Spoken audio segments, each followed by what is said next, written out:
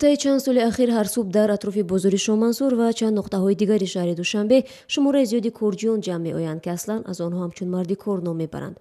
آنها اساساً از منطقه‌های مختلف تاجیکستان به پایتخت می‌آیند و در همین نقطه‌ها انتظار می‌شوند که کی به نزدشان آمده برای اجرای کاری آنها را دعوت می‌کنند.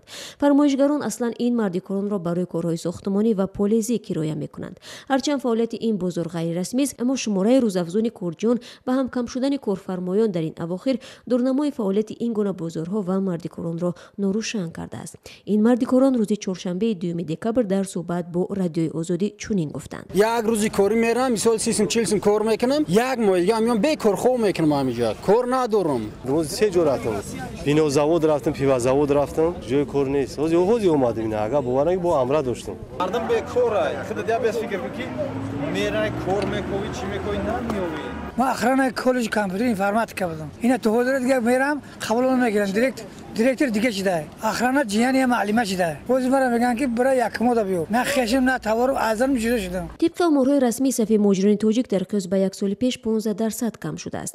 تحلیلگران میگویند به محض شدید شدن قانونهای مهاجرت در روسیه و پایین رفتن قرب روبل روسی و هم سال از سال زیاد شدن قوه کاری و نبود جای کار، شماره مردکاران در مردکار بازار را افزوده است. ولی به ادعای مقامات جایهای کاری وجود دارند، ولی مردکاران شغل غیر رسمی را نسبت به کاری دائمی ترجیح میدهند. نیوز قربانوف معاون رئیس اجنسی شغل اهالی حفظ اجتماعی و مهاجرت تاجیکستان میگوید: ما در اونجا پرسشو میگذاریم. اونجا مردم جمع میشن در اختصاص یک کس دارن، ولی وقتی که جای کاری که ما پیشنهاد میکنیم و میگم من به این روزی نیستم، من خوبش همین روز همینجا میستم و 50-100 سومونی میوبم. حالا با وجود آنکه تعداد نقطه‌های با نام مردکار بازار در تمام شهر و نواحی به 23 عدد میرسد، ولی هیچ نهاد شماره دقیق مردکاران را معین نکرده است. هرچند در چند سال قبل کوشش‌های به رسمیت درآوردن فعالیت مردکار بازارها شده است تا زمینه برای دفاع از حقوق آنها فراهم گردد.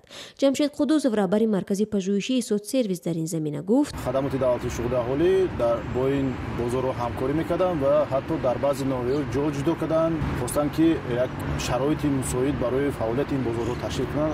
اقلا رسمی ضروری هم نباشد، لیکن شرایط خوب باشد. لیکن در عاقبت همه این نیت‌ها میگم که بی نتیجه موندن. برای چی؟ سبب یک تا است.